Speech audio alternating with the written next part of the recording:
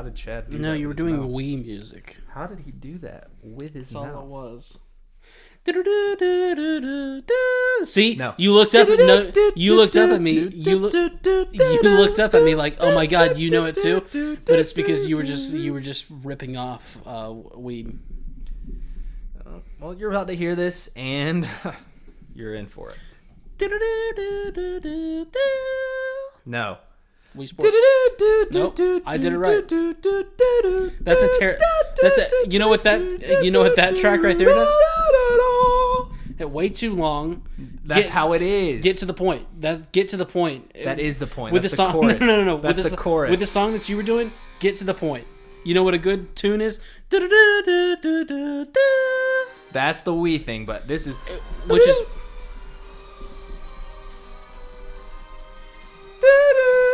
you did such a bad job. You were going way too quick. No, you're about to find out. You're about to find out right here. Listen. Hold on. Listening. Chorus is coming. Wish you would have gotten to the part quicker.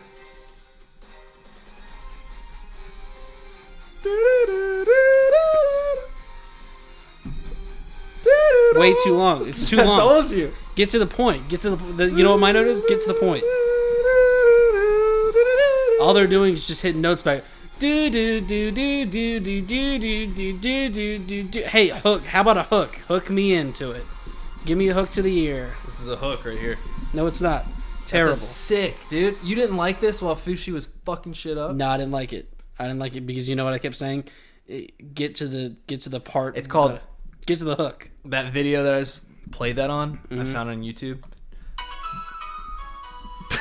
Now that is a tune right there. Jujutsu Kaisen Megami Domain Expansion theme. Pretty dope. That's a tune.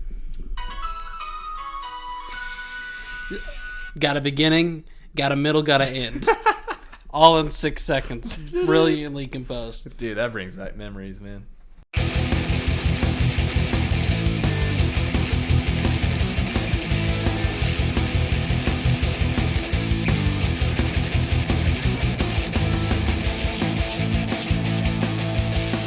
Welcome to the JJ Chronicles, a Jujutsu Kaisen podcast. I am one of your hosts, Ronny. And I am Chad. He's also laying back in his chair with both of his feet up on the desk. So annoying after the terrible episode he gave us last. It was not terrible. It was very bad. Chilling. It was so bad. It hasn't been posted yet. We've received a ton of feedback about how bad it was. No, I received... Our numbers are down. You've essentially blown up the podcast in one episode because of your lack of caring and laziness. That was not lack of caring or laziness. You had brought nothing to the table. I brought at least because words. Guess what it is your job to do is the summary. You got to do two things. Do good enough notes to where you hit the highlights that I can comment on. Didn't do it. Second of all, find interesting talking points that you can bring up yourself. Didn't do it. All right? All you did was drink your Celsius, rip your vape, and lounge back like a lazy dolphin while I tried to scrounge up enough to save us by ripping on that terrible high school, middle school looking girl who was just terrible. She was really bad. Well, I thought I had great bowling talking points, and guess who brought up the bowling? Me. I said something about his flame bowling shirt. You said something about the shirt, and I said it looks like he came straight from a bowling alley. And you know what you did? You said, yeah, it looks like this is exactly what you did. Quote.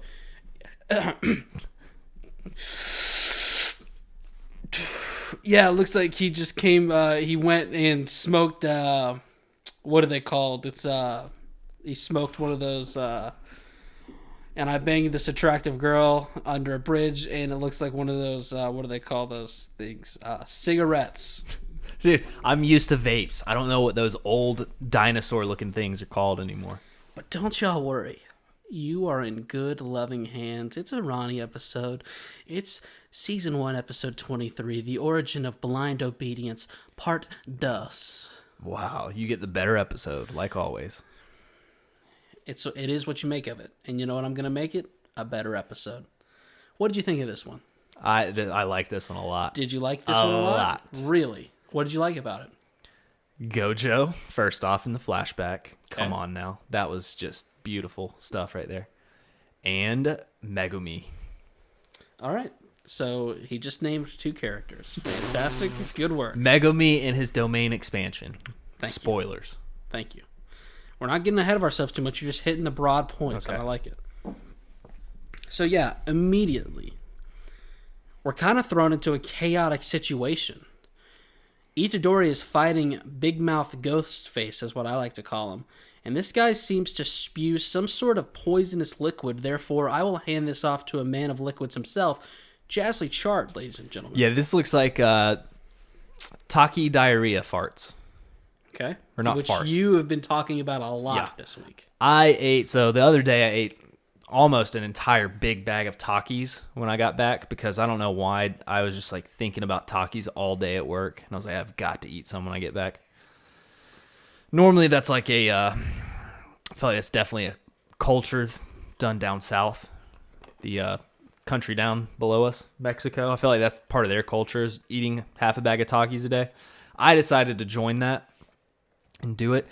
And the next day, I was bleeding out of my butt. I thought it was really just the red Taki thing or whatever. But I had terrible, immense pain. Does it coming really? out of my butt. Was it really red? It was red, yeah. It was red, and just I did it so many times that day, and I was thinking, is this ever going to end? And I was thinking, too, how chapped is my butt? Yeah. Because, you know, you got to wipe and things of Right. that nature, and there's no bidet. Come on, install a bidet at our work toilet, please. It is. It's like 2021. Could we figure this out? Yeah. So my butt I was agree. hurting, I agree. and it's kind of what this guy reminded me of. Did you rub a little Vaseline on it? No, I don't like to touch my butt. And I think that says a lot about you and your insecurities. So, Kugisaki is playing a real-life game of Whack-A-Mole, meantime. These are the little diglets that you were talking about. They've, I would say, even multiplied. What does Diglett involve into? He involves into...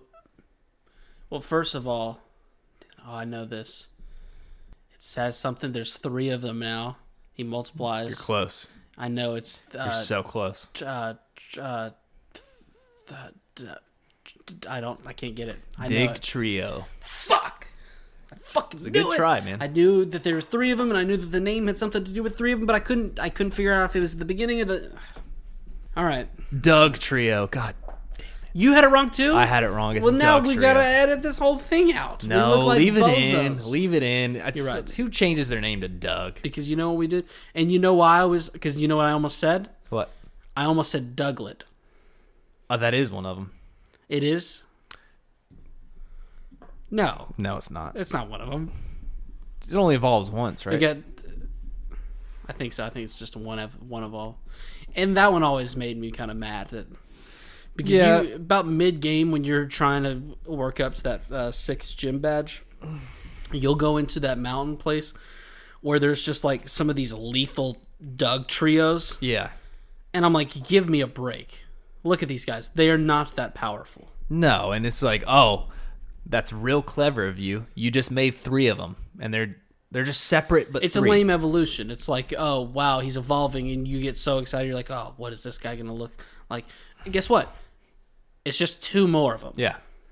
I'm convinced that they're just throwing 3 Pokeballs at the same time, and they just form. They go up in the same It's an hole. illusion. Yeah, it's actually it's a cheating tactic. So, yeah, she's playing a real-life game of Whack-A-Mole. And speaking of Whack-A-Mole, what was your favorite arcade game when you went to, like, a Chuck E. Cheese in our region? Ooh, never been to Chuck E. Cheese, but let's Don't see. say that. Huh? Because that would be a lie. If you said you've never been to a Chuck E. Cheese, that would just be you lying. There's no reason to do that. Like, what, you think you're cool because you never went to a Chuck E. Cheese? When have I been to a Chuck E. Cheese with you? Name it. I mean, Never. I can't say the exact time, but you've definitely been to one. So have you seen me been to one? No, but I couldn't tell you. You know why I can't tell when you've been to a Chuck E. Cheese? Because I couldn't tell you definitively when I've been to a Chuck E. Cheese. So you've never been. Yeah, I have been. Well, here's the thing, though. If you don't remember it, you never went. That's kind of how I look at it. And that's exactly why you're an idiot. Okay, I have been to a Chuck E. Cheese, guys. But I don't remember the games there. My favorite games in an arcade are... You ever been to an arcade? You've been Yeah. to a Chuck E. Cheese, okay? They're not... No. Not every arcade has a stupid robot mouse walking around creepy as hell. What did I ask you? All right, let's pause for a second since you're being so obnoxious. What was the question I asked you? When was the last time you went to Chuck E. Cheese? Nope. And that goes to show how much you listen to me. You want me to say it again, you fucking idiot? Say it one more time. That I dislike? Say it. Bang the table again. On fire. What was your favorite arcade game? And for an example, to try and lead you there to even closer to the destination we needed to get to, when you went to like a Chuck E. Cheese. Well, I never had a favorite one at Chuck E. Cheese, but my favorite arcade game would be the basketball ones. Where you get to shoot in the little hoops, and it times you, and you got to get a high score, and you got to score a lot in a row. That is 100% my favorite. That and the horizontal... I hate you so much. The horizontal blue squares. I just hate you. Where they go horizontally, and they start off with 3, and you got to time it. You got to press the button in the middle, and then it goes to 2, then it goes to 1. You got to win a prize at the end. Those 2 are my favorite. You just break my spirit sometimes. And I just answered your question. You answered my question initially with, yes, a very fun game, but it's like the lamest arcade game to pick. Because No, it's just not. It's just shooting a basketball. Shooting a little tiny one. It's just shooting... shooting a basketball. Well, mine was the skee ball machine because it's just bowling a small ball. Like, pick something that you can only do. Guess what? Oh, you like that? You like that arcade game so much? Guess what? Let's go do it right now. No, it's different though. Wait, let's go do it right now. You can't do it right now. Guess what? You have one? We'll go buy a few balls. All right. We can go buy a couple supplies in 10 minutes. Create something that would equal that arcade game. Pretty much 95% of the way there. All right. I don't agree with that because it's small balls. You got to find small ones. Not all of them. They're not all small balls. Yeah, I'm not talking about the big ones. I'm talking about the small ones. So, I hate you. but if it's not that one, it's the square game. Yeah, the one that you couldn't explain, the one that you like so much but had such a hard time explaining. Well, there's not a name for it. People went like this. People went, "What is he talking about?" So okay, I'll explain it better. I said, "What is he? The squares, blue? Why is it blue squares? What is he talking about?" It's an electronic game. You have a button. You start off with 3 squares. It moves horizontally. You got to line it up. You got to click it in the middle. Then it goes to 2, and then it goes faster and faster each round.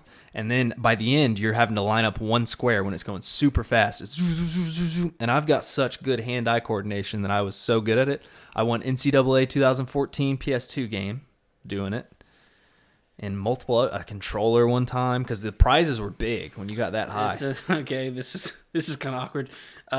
For a little reference there, 2014 NCAA football game. That would have been when we were seniors in high school. What were you doing? Was it Stevie B's? What were you doing? My grandma took me playing there. arcade games for your. And here's the other thing that people might not have caught in that. For your PSP. No, PS2. Not my PSP. PS2? Yeah. You're just... Something's not right here. What? It was 2014. What? I don't get what you're saying. The PlayStation 4 was No, out in was it? 2014. Was it? I'm pretty sure at least the PlayStation 3. Definitely not the PlayStation 2.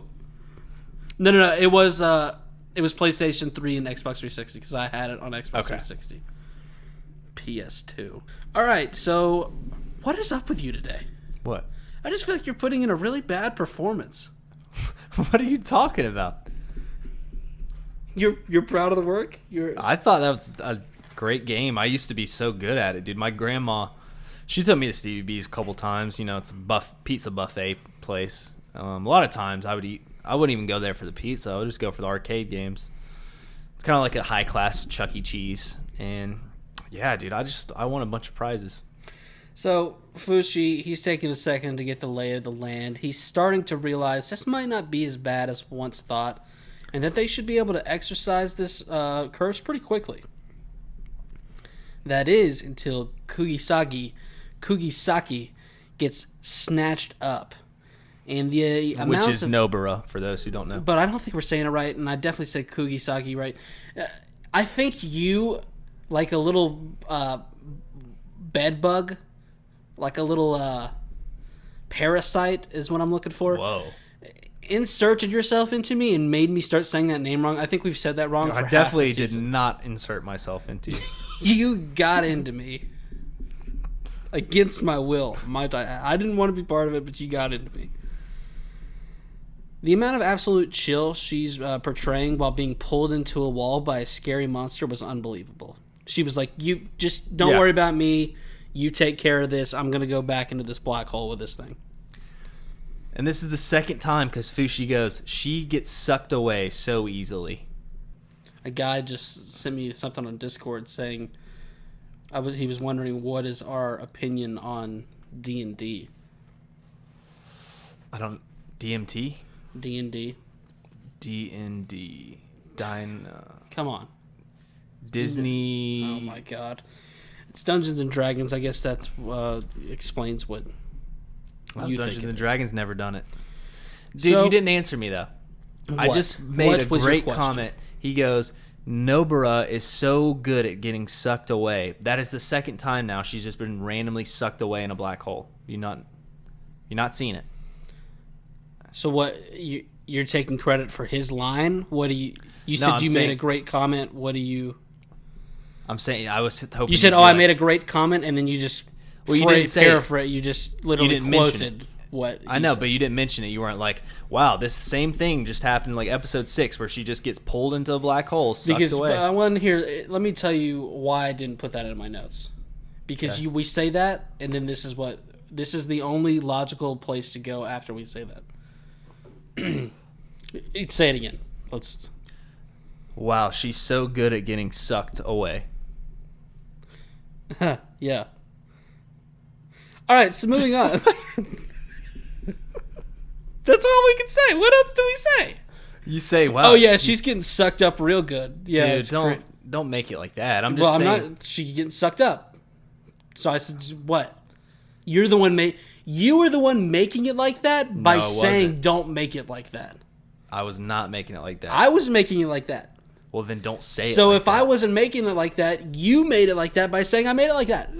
I think me saying that called out the way your tone was saying it by saying that you said it like that. How did I say it like that? But how did I say it? Sucked away. Oh, really? Did I say that? Did. No. You're the one that's got your dick hanging out of your shorts because your leg and picking your nose and ripping vapes with your leg up on the table. Well, I'm trying to fucking take us to the fucking promised land. Well, hey, I need some more vape sauce. So if anybody wants to donate to the cause. Don't call it sauce. So as a matter of fact, Big Mouth Ghostface claims that this happens to be the bigger brother. We need a better name for this guy. That's a sucky name. I like it, Big Mouth Ghostface. Because guess what? Guess why I like it? Name. Guess what I like it? It tells you know exactly what you're dealing with. You do, but BMGF, I'm not a fan of that acronym. Come on, say it again. You actually kind of like it now that you said it. BMGF, okay, that is kind of catchy. Because guess what? If we were to name this guy, and this is a terrible nickname, this is just, for an example, we call him Big Frank. It's a terrible nickname. I told you it was. If I say, oh, this guy's dealing with Big Frank, you're like, well, I don't really know what I'm up against. But if I say Big Mouth Ghostface, you go, okay, all right, so this guy's gonna have a big mouth. He's got a ghost faced, but I'm gonna take care of this situation. BMGF. But also, the curse that snatched Nobara had an orange arm and was sporting some very elegant cufflinks. So we know that this curse wasn't any of the ones we were dealing before because no one had these cufflinks. Yeah, he's a very fashionista. It is so fashionable to be wearing cufflinks. He's a fascist. And nothing else. Mm-hmm. So... Wait, He's just wearing cufflinks. It's nothing just cufflinks. else. There's no sleeves. He's butt naked with cufflinks. Well, I'm kind of talking about the top portion, but yeah, Oh. I suppose if you were looking for that got you Ronny moment, there it is. Hope you feel good about yourself. No, I just thought that'd be awesome if somebody was just wearing cufflinks and they were butt naked. That would be funny. Fushi sends Yuji to go help while he takes care of everything here in this spooky cave. And outside it is revealed that our mystery curse is an absolute unit of a gentleman. He is. I'm getting some very serious Hisoka vibes from this guy. Yeah, I was gonna say JoJo's, and basically every JoJo's character is Hisoka. Is Hisoka, yeah. Yeah, this guy's just oozing in sex, can't explain his plan quickly because he is so busy seductively licking his thumb in between sentences. He Like he's about to turn a page. He assumes Kugisaki and gang are on the same errand as him and says as long as they retreat, they won't have any issues. But she can't seem to figure out if this is a cursed spirit or cursed user and then ask, what's that smell? Yeah, and I was confused by that because like she was just in a very stinky room, it seemed like, but this guy smells worse than them, so this guy must smell terrible. So what do you think of that line? Because to me, I feel like anyone who's looking at this goes, oh, this is a curse. Yeah, What maybe do you she's think? just like, maybe she's saying, what's that smell, as in, that's not like a straight up curse, this kind of smells human-y too. So this, she's like, this is a hybrid. This is a chimera. Antark. What a great arc. Loved how it was 69 episodes long. Back in the cave, Fushi is breaking the whack-a-mole record. With the number of tickets he has acquired, he will most definitely be able to obtain a Chinese finger trap, which is fun for all until you play with it by yourself and get it stuck on your fingers longer than you were anticipating. Those things are awesome. I have. But do you know what I'm talking about? Yep. And Everyone's been nervous. there. You like get in the rhythm of you putting it on, taking it off, and then for some reason, it's like you forget how to take it off, and it gets stuck on there for a while. Mm-hmm. What else do you think you'll get at the arcade? If he gets, well, the best prize is probably a Chinese finger trap. Another good one is just like a couple Jolly Ranchers. Okay. Yeah, I said, how about one of those stretchy, sticky hands Ooh, that those you are could sick. slap around and it would stick to stuff? You also lost that thing the day after just to find it 6 months later in the floorboard of your father's 2001 Ford Explorer. Yes. Another good one would be the tops to plug into your Crocs. Those little like rubber things. Yeah. That's like either like Once a smiley again, face or. You know, I think that was. I gotta call you out here. I think you were probably getting those a little bit later in life than you should have been going to an arcade, but that's fair enough. Well, in 2014, we were 18. Yeah, once again, I'll say seniors in high school. Plastic slinky that's poorly built. It will be tangled by the time you get home to the staircase. Mm-hmm. Like, you can't wait to get home and try it on a staircase. When you do get home, it's already bent, tangled up a little bit. And like you said, you kind of mentioned candy. Along with the Jolly Ranchers, you would also get Tootsie Rolls and some Smarties. Tootsie Rolls were 100% always the lowest to buy. Like you could get, if you only had like 2 tickets left, you're guaranteed a Tootsie Roll. That's why you always had them, because Yep. and then you had 2 tickets left over, and the only thing you could get was for 3 tickets a package of Smarties. For 1, you could get a Tootsie Roll. And then you look on the expiration date of the Tootsie Roll, and it's like 5 years before, because they've had Tootsie Rolls just sitting there forever. Exactly. But then they said just put it in your mouth, kind of let it sit in there for about 5 minutes, then you will be able to chew it, and it will be stuck in your teeth for the next 7 hours. Fantastic. God, how I missed the arcade. So, by the way, how badass is Shadow in this episode? We have to come up with. I wanted to call his him. name's Shadow because it doesn't No, matter how he much is. you change. He changed a lot. He evolutionized. I was gonna call him Shadow Train. I thought that was a I sick. fucking name. hate it. What? I hate it. Or Midnight Shadow Train? Or Guess what? Train's still in it. Okay. Still hate it. Shadow Conductor? Hate it. What's up with all this Okay. What's up with all this railroad lingo? Midnight Shadow Caboose. Once again with the railroad lingo, don't like it. Well, then I can't come up Midnight with a Shadow name for him. Caboose is a lady of the night. That you could walk into a brothel and be like, I will take Midnight Shadow Caboose. And they kind of look at you and go, whoa, all right, that's a lot of woman. Fushi starts to ponder the nature of the curse and why it just started to kill now. He thinks back to it making its first victim in June and then realizes that what else happened in June, Chad? Itadori ate a phalange. He ate the first phalange, yeah. Meanwhile, That's when he became a philanthropist. Meanwhile, For those that don't know, that's a play on the philanthropist that's word. a phalange. Yep. One of those spooky, sucky That's right. That is correct. What he says is correct. So one of those spooky, sucky cave things is giving birth to what? Another curse that is almost exactly like the one we fought in the juvenile detention center so many episodes ago. What did you think of the return of one of these guys? I thought it was pretty cool. This is just like this is like running into a wild, God, what do you call that thing?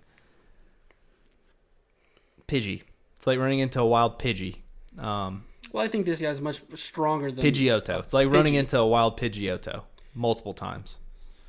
Or no, it's like running into a Pidgeot. That's what it's like. I think it's like running into a Pidgey. Well, it's like running into a Pidgeot. I see what because it's stronger. Because it's stronger. You were evolving the Pidgey. Yeah, it's like a bunch of evolved Pidgeys, like right when you're about to fight the final four, all in that grassy area. That's what this guy's like. Okay. Yeah, I'm with you. I'm with you now. While we see that, overdubbed is what I like to call him Jujutsu. I like that one. Jujutsu. How should I say it? Jujutsu. Hisoka. Jujutsu. Jujutsu, yeah. Jujutsu. What a name. Is revealing that his errand is to retrieve Sukuna's finger. And, Chaz just works a little faster than Fushi because he is so smart. When we come back from the OP, he has put together that when Yuji ate the finger, that is when curses have revealed themselves even more so than before. And so kind of go through, though, is he saying that this whole thing happened in this area just because of when that happened? I think he's saying that these people have been cursed, right? Well, I don't know. Then they didn't start dying until... So he's saying that's when the curse really got enraged. Right. It was like when it started amping things up. Okay. Is what I think is what we're talking about here. He realizes that this curse is same as the other one he had fought, except stronger, as the curse shoots like a slingshot of flames at him. Badass. This one's sick. I love the design of this, like, Pidgeot type guy. Right. That's you said last episode, or yeah, I think it was last episode. You said that it was one of the better creature designs. I disagree because this one to me is still number one. Yeah. But let me guess. You're so lame that just as you don't like nunchucks, you probably don't like a good old slingshot either. Slingshots are better than nunchucks. Nunchucks are just the worst weapon you can find. Well, don't say that because you know how I feel about nunchucks, and we don't need to have that argument on this podcast again. I used to have nunchucks. I could have picked up a plastic straw and done more damage with it than a nunchuck. That's how lame those things are. We just know that's not true. Yeah, it is. I could have stabbed somebody. Speaking of nunchucks, and I don't believe that you had nunchucks because I came over here a lot. And you never showed me your nunchucks. Well, you know why? Because they were useless. If they were useful, I would have used them on you. I would have whooped your ass when you came in. You just never showed me to them. You still, one of the coolest birthday parties you ever had was we went to the karate dojo. That's what I like to call it. Yeah. And that was it. That's just a... It was cool. That was a Ronny and Chaz That was one of my memory. dojo... That was back in my dojo days. I think I turned 6. Can't remember how old you turned. I just remember that I was really, I was punching some wood. I was jumping over some stuff, dodging under some stuff. We had that guy with the ball. He was throwing the ball at us. Remember that? Yeah, and it was just bouncing back at me like I was a freaking wall. It was like an exercise ball. Because I was so stout. I used to think, oh my god, that thing is so big. I remember you got to cut your cake with a sword. Remember what the cake looked like? No. Oh. I don't remember what your six-year-old cake looked like. I just remember it was like a holographic sword. cake. It's weird that you didn't remember the food item. Usually, because I was like, oh my god, are they gonna let him actually have that sword? And then the guy, it was kind of, he was kind of actually bitch because I was like, oh shit, he's gonna cut that with a sword. And then the guy held your arms the whole time. So it was like you cut it, but you actually didn't cut it. Well, I mean, I did. But you didn't because he was holding it the whole time. Well, I mean, I technically he had the situation completely under control. Like, no, what's funny is I did whisper into his ears, "Hey, I know my parents are gonna make you like kind of help me, but just act like you're holding my hands." And with this really this is why you're so mad about the nunchucks. You're like, oh, can I use nunchucks? They're the coolest weapon ever. And then the guy said, no, you're not ready. You can't wield nunchucks. No. Didn't let me use them. And then you got a very serious look in your eye, and you were like, I will forever hate nunchucks. I did have a pair of nunchucks, but it did traumatize me. So they start to fight, and right as Fushi is about to take a punch, we flash back to him getting knocked his ass out just knocked to his ass by Gojo. I love when someone gets hit so hard that they get hit into a flashback. Those are always fun moments. And it turns out Fushi has asked Gojo, which is unusual, to help him train in his mission to surpass Itadori. So this is just between, not last episode, but the episode before last and this one. When Fushi was in the bed and he told Itadori, like, I'm going to be better than you. To help get him there, he's asked Gojo for help. Gojo thinks he has as much potential as Yuji, but his problem is his mindset. And I loved this right here. Mm-hmm. He brings up the baseball game, and Chaz, you said it was filler. I told you it wasn't. We were going to learn important lessons later on from this baseball game. Well, I said everything was filler except for the bunt. And he brings up that ridiculous bitch of a bunt Fushi laid down in the first inning against a pitching machine. Like, oh, we get it. The pitching machine isn't going to throw you out, but there's still a catcher. Who was the catcher at the time? Do you remember? Yeah, I actually do. Toto was the catcher for the Kyoto team. He launched out of his catcher stance and catcher's position and just fucking threw it out to first. Fushi didn't even get halfway to the base. Yeah. Okay? So bitch. They're lucky they didn't try and double him up because I think they would have the way he was running. Gojo says the sacrifice bunt, it's a good team play, but that's the difference between you and Itadori and even Gojo himself. They're the type of guys to swing for the fences, but Fushi can't make himself think that way. And I feel like I'm being kind of tough. By the way, don't feel too bad, Fushi. I am totally the guy bunting my way through life. Yeah, but here's the thing, though. It's not scary out here, people. It's not like it's the World Series that he's bunting. He's like, oh, this is going to be, this is a really important game. It was just an exchange event game. Like, swing for the damn fences, Fushi. So he goes on to explain how Fushi needs to change his mindset, and Gojo takes an uncalled shot at my boy Nanami, says if you continue on this path, you'll never be as strong as even Nanami, much less me. I thought that was totally uncalled for. I know. You don't say that about the adult of adults. He then ends it with a flick to the forehead and says, give it your best shot. And be greedier. Or give it your best. Be greedier. And here it was like, it almost seemed like he used a power on Fushi right here. I know he really didn't. It was just him coming to a realization. But they used like an effect to where it was like his flick was like a power that he put into his mind. And are you saying like at that point in time? Yeah, I think at that point in time. It was like sweat or something. Yeah, and like really, it was just like doing that to like show the importance of it. But I'm going to say that he used some special flicking power to knock his brain into activation. See, I'm worried about someone else knocking his brain into super active vision. And is that? We'll get to it. Okay. All I'm saying is, of the flashbacks that Fushi's getting ready to have that might knock him into action, I do not think this is the one that did it. So, we cut back to see Fushi got punched unconscious and clearly has some very serious head trauma because there is entirely too much blood on the wall behind his head for him to be okay. He comes to and says, this is it for me. And he then thinks back to his fight when Sukuna said to Fushi that he was a waste of talent. Now, tell me what you think about the show in this regard. With that line, I was just watching this happy-go-lucky. Fushi got hit pretty hard. Was never scared for his life. But then I felt like they started playing it up like this was like make or break time for Fushi. Did you feel that? Kinda. I don't know if it's my mindset going into these episodes, and it's not that this show can't do it. I throw back to Todo fighting Hanami earlier on when he was getting ready to fall on those spikes, and I thought he could actually die. Wasn't even on my radar. This right here? I think so, but I think it's also because Fushi was going into this, he didn't even know that there was a special grade like this. Yeah, it just happened very quickly. It just happened very quickly, and then he was thrown off that this thing is even stronger than the last special grade because it's been having like a power-up by stealing people's whatever. And it wasn't even like when he fought Sukuna, and it was like this long, drawn-out thing, and it looked really bad there for a second when he like fell down.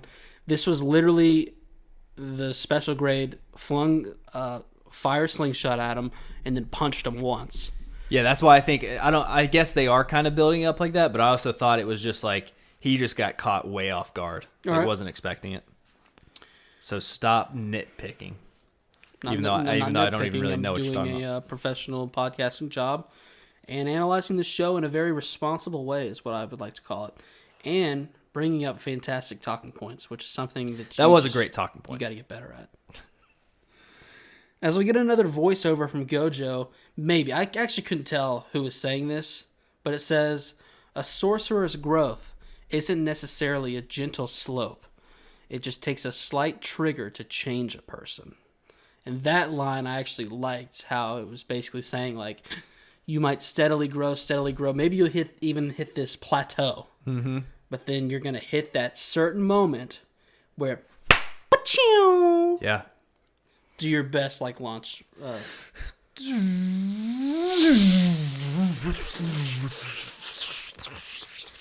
I didn't like it. I got to be honest. No, you hear the third. You're going into space now. You just hear. Yeah, I know that you were doing like this Bezos rocket launch thing. Well, but I got to be honest. I got to be honest. I didn't like it. You know why I didn't like it? Why? Because what did I say? Right. Steady growth. Do my best. Steady growth. Plateau. Let me do my best. Yours was kind of a steady growth all the way through, whereas mine was like. Well, here's the thing. I forgot the line of you saying "do your best." I was just doing one. Let me do my best. I would like for you to do your best.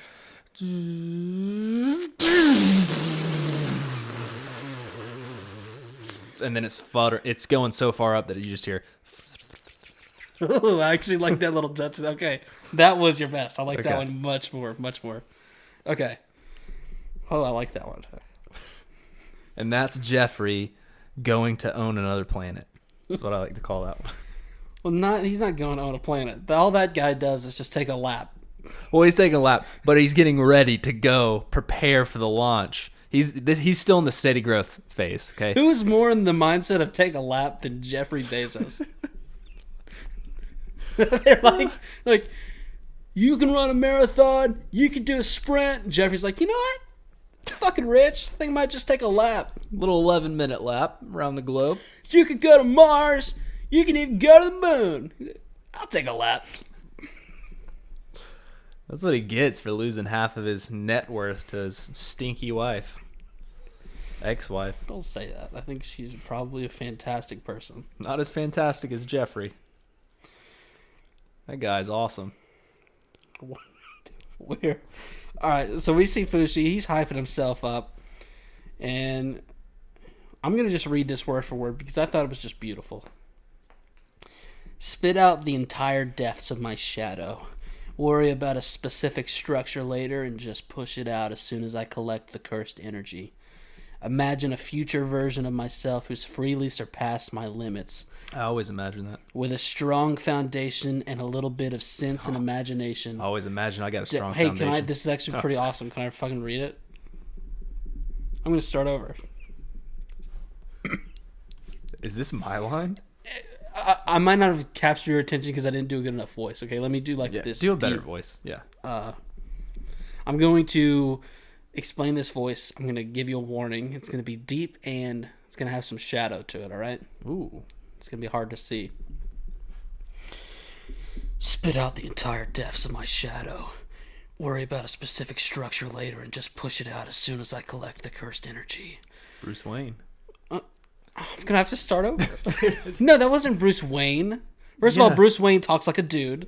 Batman is what you were going for. Get fucking cultured, you fucking dweeb. No, it's so bad that it was like Bruce Wayne doing an impression of Batman. Well, your voice cracked. So what impression were you doing? I was doing, Winnie the Pooh? No, I was doing an impression of a guy talking about Bruce Wayne. All right, well then, talking about Batman. First of all, I think it was actually pretty nice. I think a lot of people gave some people chills. This is what I think. Okay. How do you think I need to make it better? I think what you're going for. Give me some feedback. Okay, you don't need to fantastilize it as much.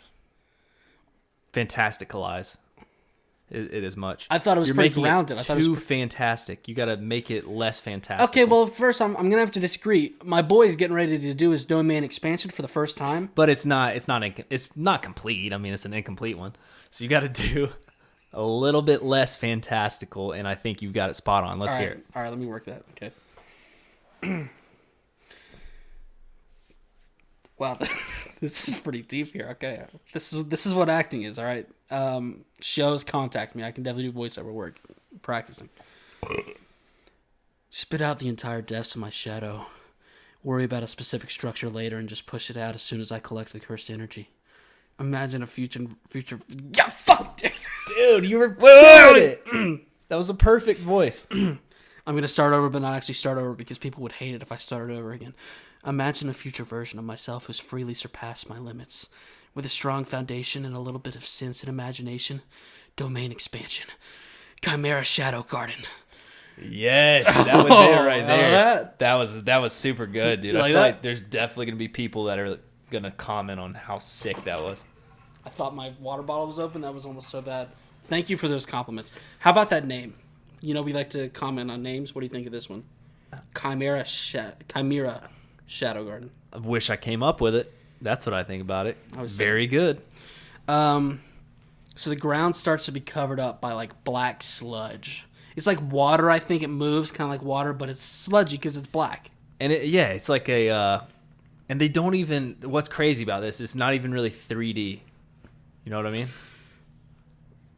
They don't animize it in 3D. Normally, it's like they got to use a bunch of 3D to animate something like this. It's not really, though. So it's like, damn, this is a good job by Mappa. Okay. You know? All right. Yeah. Dude, we got to talk about...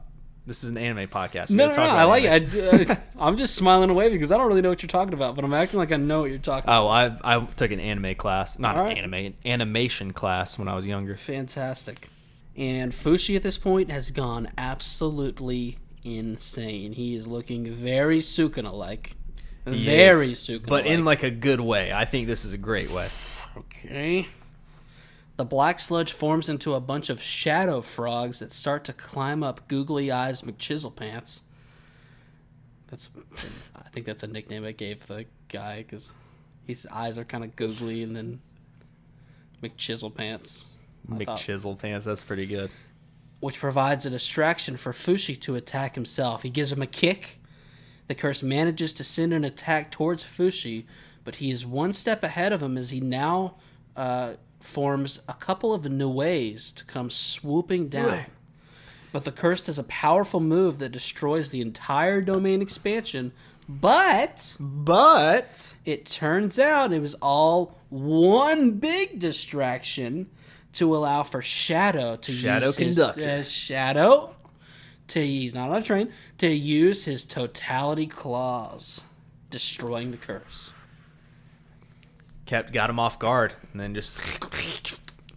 So Fushi falls to his knees, grabbing one of Sukuna's fingers as his surroundings fade away. We were in, like, the curse domain the whole time? So, yeah. Question mark? Yes. So you can have... So it was like a domain inside of a domain. Inside of a domain. Whoa. We cut to Sukuna's den as he is happier than ever. He is just having a good laugh because... He's able to see that from even where Yuji was, which is... And he gets pretty horny about this. He's it's pretty wild that he's this interested in Fushi. That's why you want my prediction. Mm-hmm. I kind of mentioned it last episode, but we weren't to this yet. At some point, I think Sukuna leaves Itadori's body and enters Fushi's. Do you think his pact has something to do with Fushi? Maybe. Here's the thing. When they did the pact... It was right after he died, right in front of Fushi. It was this... Who? When he pulled his own heart out, or his heart was out, and he dies right in front of Fushi, Yuji. Then that's when he goes to Sukuna because he's dead, and they make a pact for him to become after, alive. yeah, You're right just saying after food, right. So that's why I think something possibly has it. Right, the initial pact that we saw on screen that wasn't agreed upon was Sukuna basically being like, "I get to come out whenever I want." Yeah, and they said no, and then they did a little bet, and Itadori lost the bet. We never actually saw what the pact was. So that would be dope if they pulled a little trickaroo on us. Like whenever Fushi completes, whenever he gets to like the level he wants him to get to, like he has a full domain expansion and is sick with it, right? Then he's allowed to come out or something. That'd be pretty cool. I like all of this. Like all of it. After the calling card, we cut to Fushi sitting on top of a throne of people. He's given this big old speech on how you need to draw a line on where you agree, on where you agree not to infringe on another person. That way, both people can live together. Breaking that rule, swaggering around, and having others try not to anger you must have felt real pleasant. The next time you do it in front of me, I'll kill you. So basically, this is what's going on.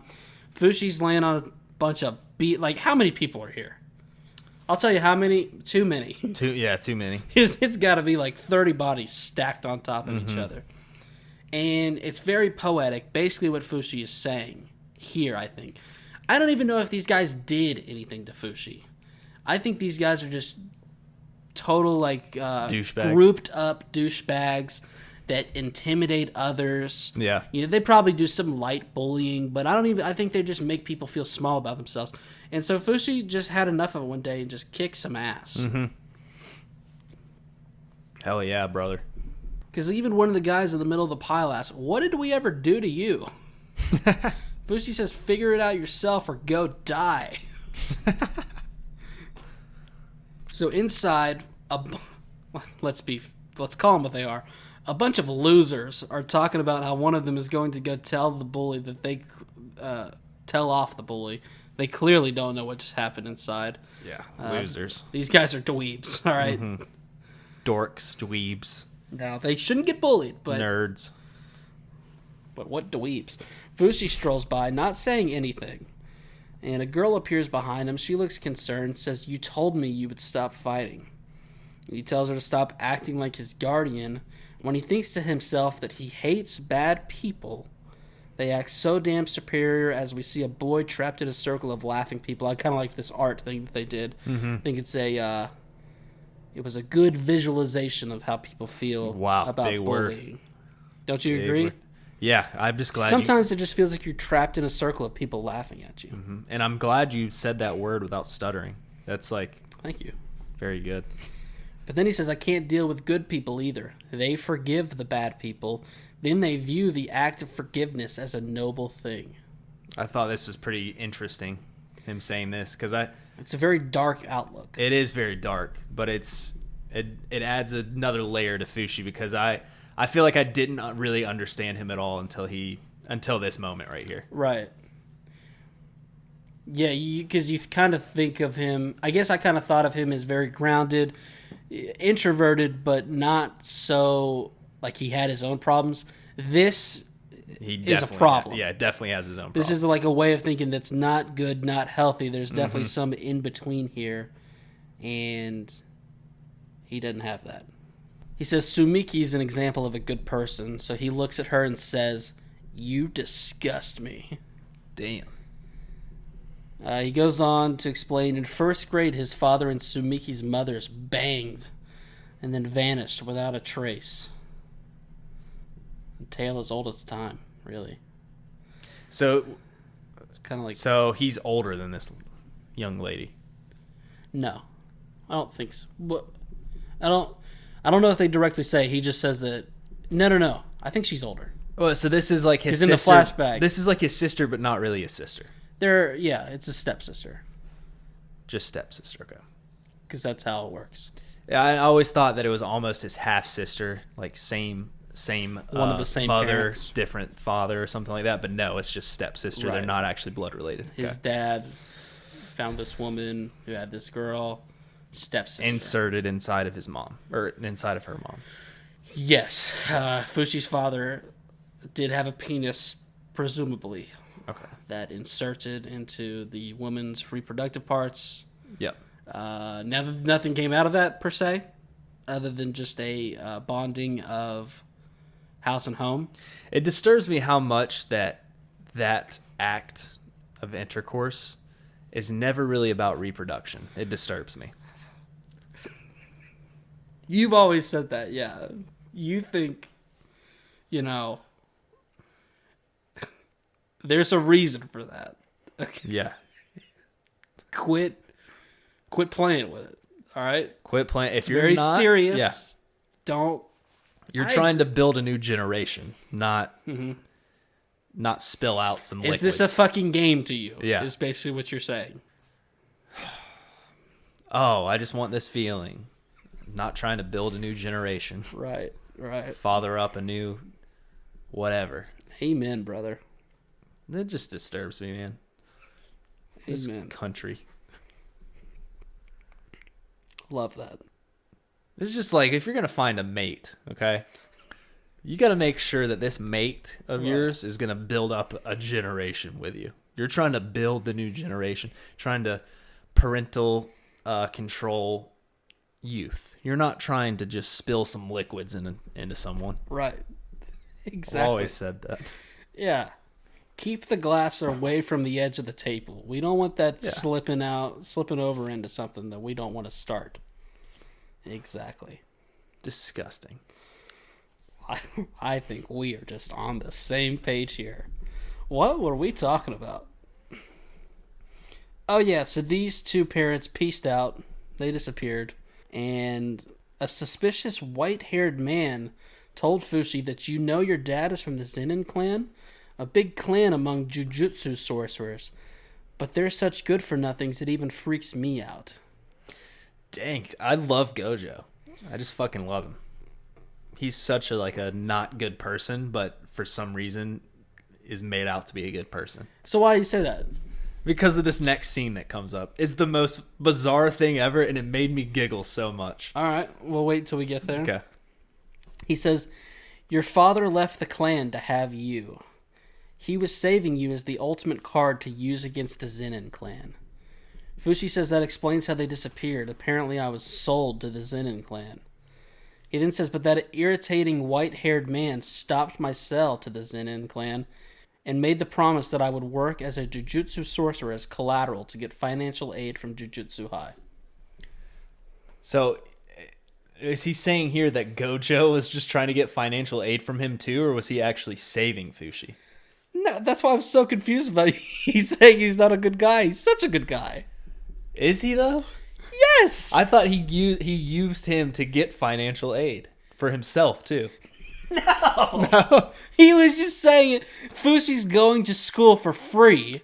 Okay. But they're saying, he's basically been like, yeah, you can do some jujutsu sorcery for me, and we'll count that as your financial aid. Then he does this stuff with his hands where I'm like, is this guy a pedophile or what's going on here?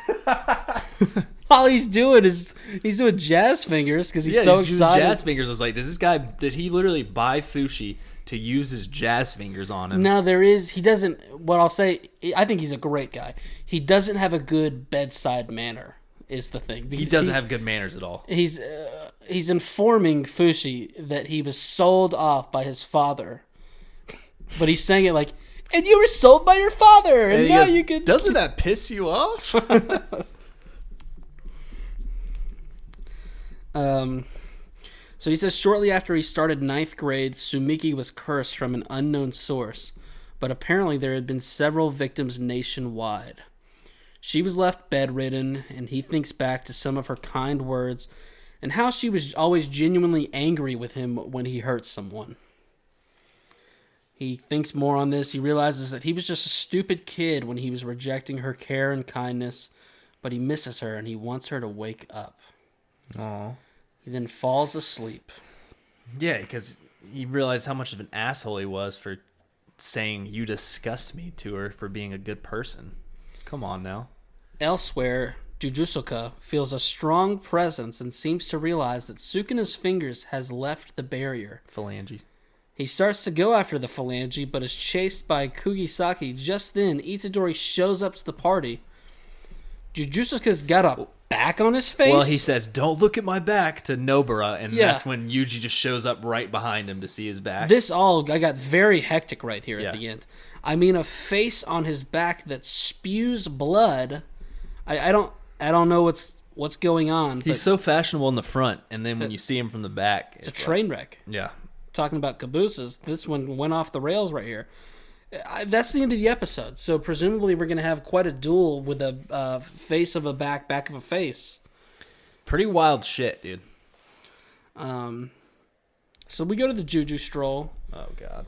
Itadori's going, he's hitting that 11 out of a 10 like usual. Gojo and Nobara can't deal with it. But Fushi is being hit on by a lady, so they all race immediately, so anime, to see what's going on. They basically tackle the poor lad, and Gojo asks them not to touch him so casually. See, this is what I was talking about earlier. Gojo and his jazz fingers. It's just a weird way to word it, Don't. That's what I'm saying. This guy, I agree, though. Like, for you, I'm going to tell you right now, never touch me too casually. All right? Yeah. If you're going to touch me with purpose, and, it means something. So no one gets any funny ideas. Don't make it all casual. Gojo goes on to say that Fushi is late for his violin lesson. And finally, Fushi just turns back. He's done with this. Talks to the nice young woman, informs her that the train station is that way, and then yells at the others for being so damn embarrassing.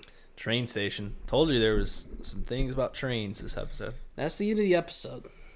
So what'd you think? I enjoyed this episode a lot. I loved Fushi's flashback. Liked seeing his kind of fucked up side and why he's actually fucked up. Right. Because I was like you. I always thought he was real grounded. Mm-hmm. Didn't really have his own problems, but he definitely does. And then his domain expansion, I want to see it in its full form because it's my favorite one I've seen so far besides Mahito's, because that one's just... Mahito's is my favorite. Okay. So I take that back. Yeah, Second favorite. You love some hands. I love some hands. I love some touchy hands. I even like it better than Gojo's. I think Gojo's is just like so OP that it doesn't mean anything to me. That's fair. That's fair, I think. Yeah, I like this episode. I liked a lot of things about this episode a lot, as far as Fushi's domain expansion, seeing his relationship with Gojo, that Gojo basically took him under his wing. Because we had known from the very beginning, like, Fushi was a first year, but in the very first episode, he was working for the Jujutsu High. Mm-hmm. Before the others got there. He'd already had a room set up, so it was like, what's going on here? I guess a lot, unless there's more to the story, seems like my prediction was wrong, although Fushi is from kind of a powerful clan, but he didn't necessarily work underneath that clan. Yeah. And then, but I don't know what it is. Something about the sister stuff isn't doing it for me. Like, I like Fushi, I like the Gojo stuff. I don't care about the sister. Well, I think part of this is, I mean, like, what do you think? I'll be semi-serious and I'll be serious. I think part of it is because she's a girl. First off. Okay, so you're not gonna be serious. Fantastic. So are you saying, like, if it was his brother, would it be different? No. No, I'm the same way. I'm saying this her being in a coma for the whole thing. All we ever knew was that she was in a coma or something weird was going on, and then just for him to have a few flashbacks of her saying she doesn't like him hurting people, and saying some other nice things. Yeah, just being. And I actually do agree with you on this. I liked more of the fact that I just saw his mindset. It could have been to anyone. It could have been to a random janitor at the school. His mindset shown off like that. I didn't care at all about his sister. I just cared about how he actually viewed like those things. It's just like we've already seen him have near-death situations with Sukuna. So I don't know what made this one, other than I guess he was fighting the thing that perhaps directly caused his sister's coma. Yeah. To make him all of a sudden turn the corner on that. I guess it is, yeah. And then the other thing is like, okay, he seemed to come to peace with that. How does he change from here? Is he going to let more people in? Is he going to be dark emo Fushi or what? Yeah, that is true. I'm actually really excited to see where he goes from here, because it could. That's one thing where I have no fucking idea. Yeah, like if he lightens up a little bit, lets Itadori and Kugisaki is more friendly with them, tells them more stuff, then I think it's kind of more productive. Mm-hmm. But I would definitely say the parts I liked most about this episode was seeing. I like seeing his mindset on good and bad people and how he actually thought. All right, cool. So, cool. With that being said, cool. I had one message in Discord I needed to get to. It's from Miss Argentina. Once again, these people are taking some underhanded shots at me, and I just don't like it. I'm going to hear it. She says on a serious note, okay? So she's being serious here. Ronny, are you still growing out your hair to dress up like Aaron? Okay? And I'm like, all right, I'm with this. And then she goes, if not, can we get a flagel?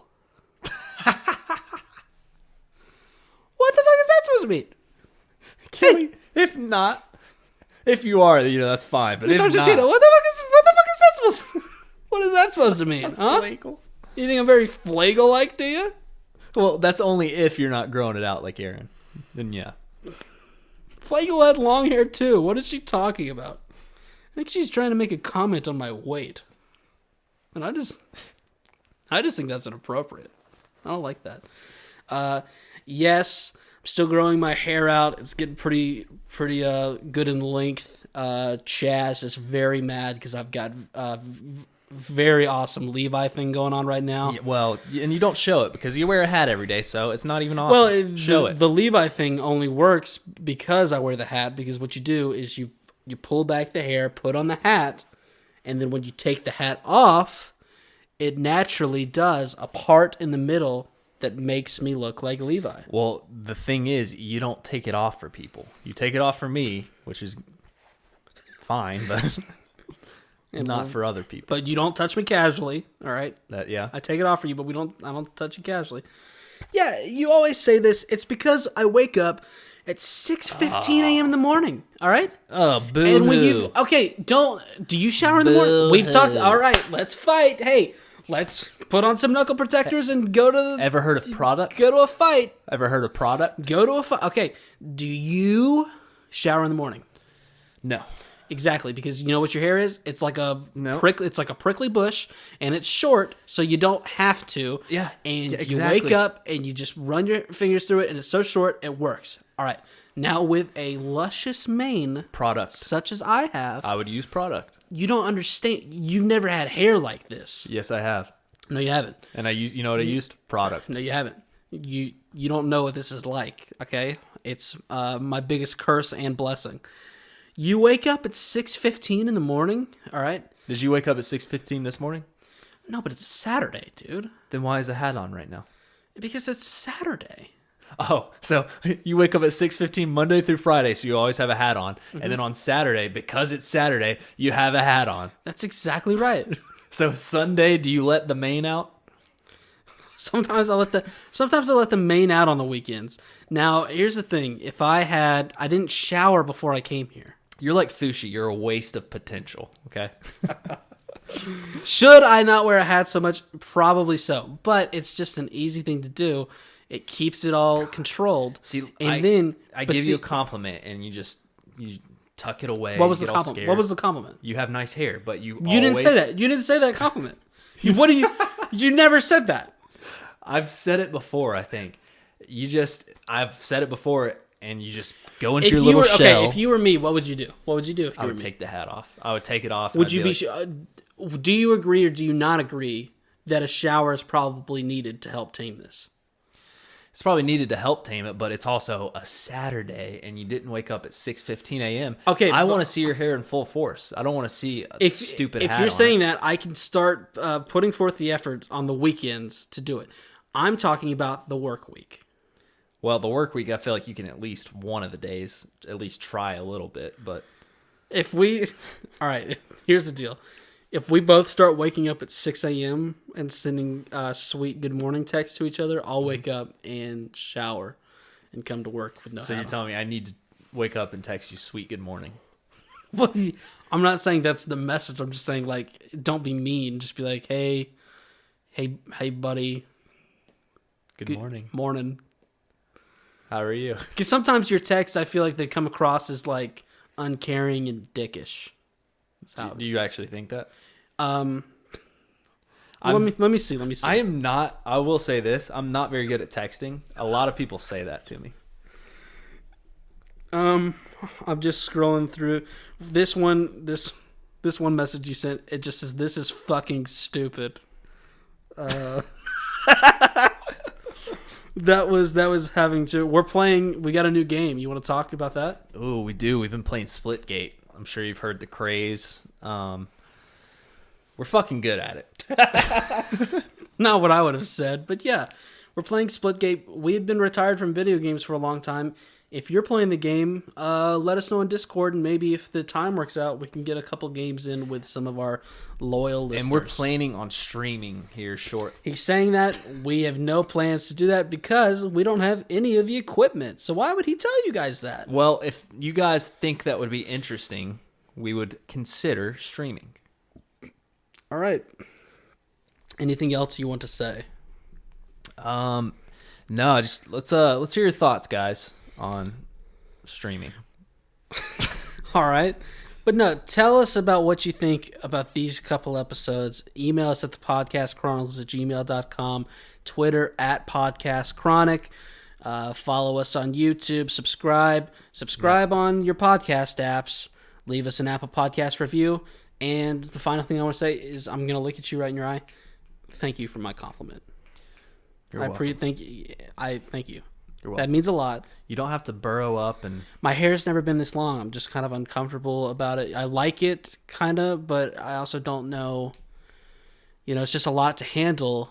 And since I gave you a compliment... I can't monitor it 24/7. Since I gave you a compliment, I'll have to give you a D-compliment. Okay, and great. Here we go. Shave the beard.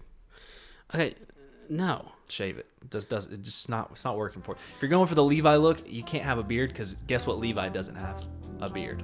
Well, okay. But I'm not going for the Levi look. Well, why are you parting it exactly like Levi? And you've been walking around all 5'5" recently, and just recently though, right? Just recently. That's what. Okay. I've been Ronnie. I've been Chatty. Peace.